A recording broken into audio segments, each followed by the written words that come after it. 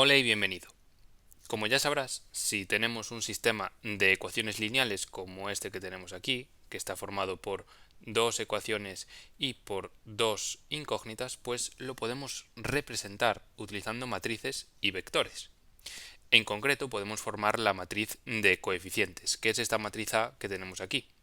La primera fila representa los coeficientes que van acompañando a las incógnitas de la primera ecuación y la segunda fila representa los coeficientes que van acompañando a las incógnitas de la segunda ecuación.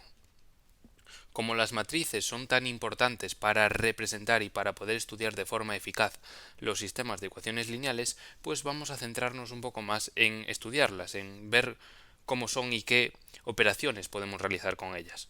Una matriz es simplemente una lista ordenada bidimensional de números. Decimos que es bidimensional porque los números se ordenan en filas y en columnas.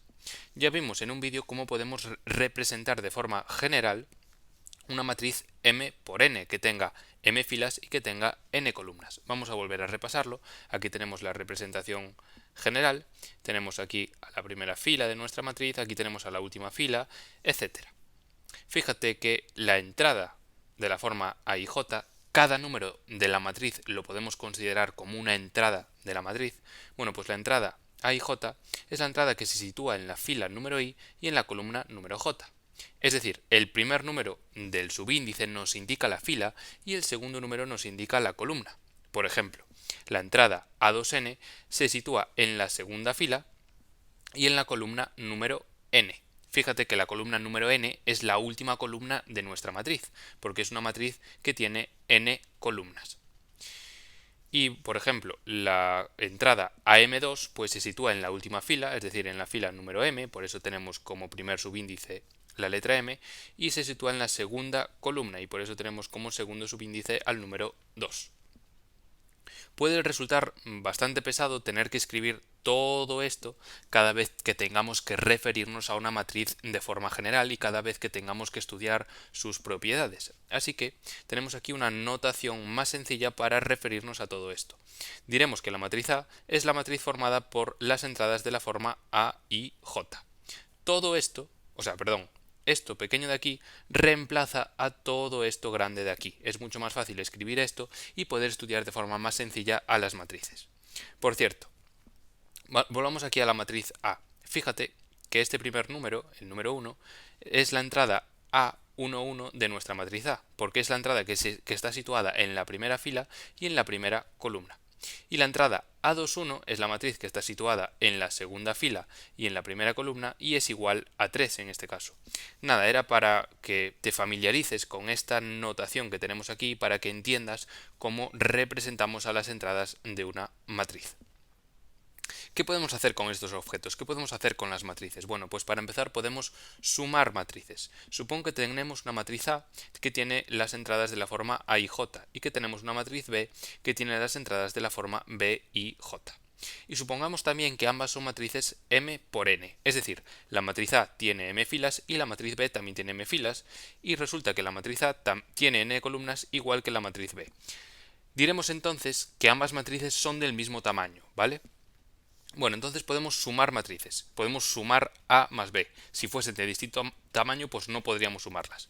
Al sumar A más B, obtenemos otra matriz. Es decir, al sumar matrices, obtenemos como resultado otra matriz. La matriz que obtenemos tiene las entradas de la forma A y J más B y J. Simplemente tenemos que ir sumando cada entrada de la matriz A con la correspondiente entrada de la matriz B. Tenemos que ir sumando entradas una a una para formar a la matriz A más B. Podemos ver aquí un ejemplo. Supongamos que la matriz A es esta de aquí y que la matriz B es esta que tenemos aquí. Fíjate que son ambas del mismo tamaño. Son ambas de la forma 2 por 3. Es decir, tienen dos filas y tienen tres columnas. Como son del mismo tamaño, las podemos sumar y podemos obtener a la matriz A más B. Fíjate que 1 más menos 1 es igual a 0.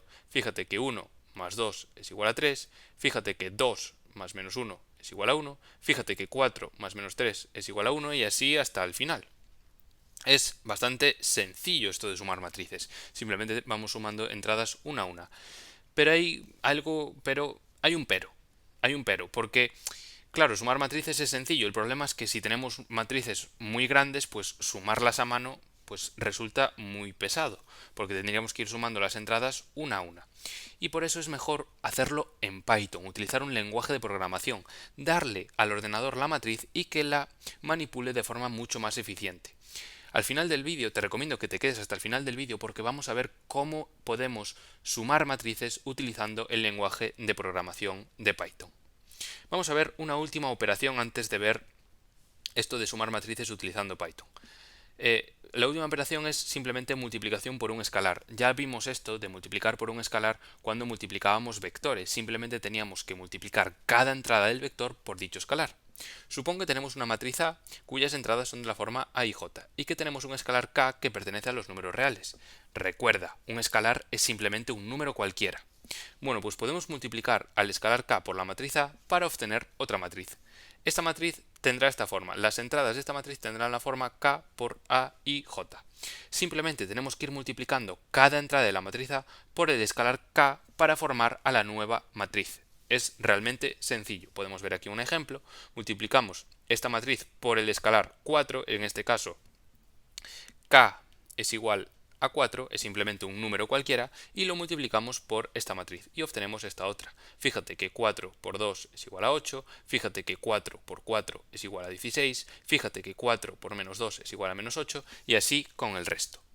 Y esto es lo mismo, es mucho mejor hacerlo en Python. Claro, viendo estas matrices pequeñas, pues dices tú, bueno, pues las puedo sumar a mano sin problemas, pero va a haber ocasiones en que a lo mejor tengas que manejar matrices que tienen 50 columnas y 60 filas y no podrás manejarte a mano y tendrás que utilizar el lenguaje de programación de Python.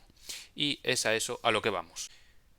Bueno, ya estamos aquí en Python, tengo abierto un notebook que podéis abrir en vuestro Google Drive. No tenéis que instalar absolutamente nada en el ordenador, desde Google Drive podéis abrir un notebook de Python y empezar a escribir código, así que es todo perfecto. Aquí tenemos la primera celda de nuestro código. Vamos a importar la librería que necesitamos para manejar matrices.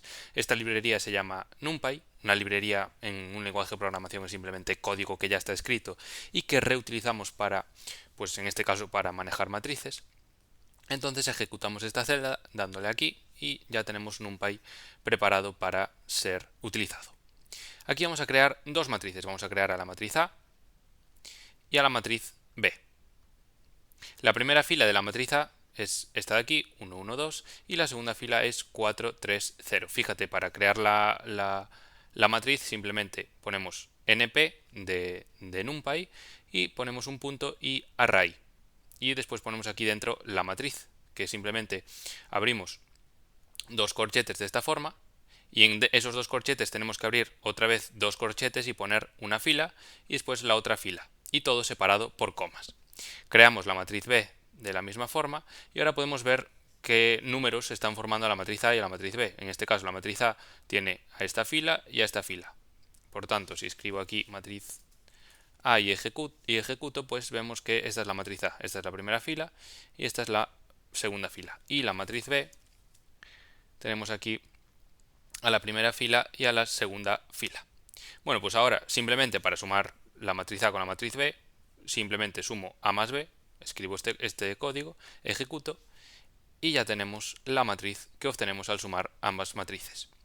Pero bueno, como ves son matrices pequeñas, esto lo podemos hacer a mano, pero ahora vamos a ver un ejemplo un poco más complejo. Vamos a crear matrices con números aleatorios. El programa va a crear números aleatorios y los va a meter en las matrices. ¿Cómo podemos crear esto? Bueno, simplemente escribimos np.random.randint y abrimos paréntesis y ponemos el low, el número más pequeño, el número más grande, en este caso puse menos 20 y 20, y el tamaño de la matriz.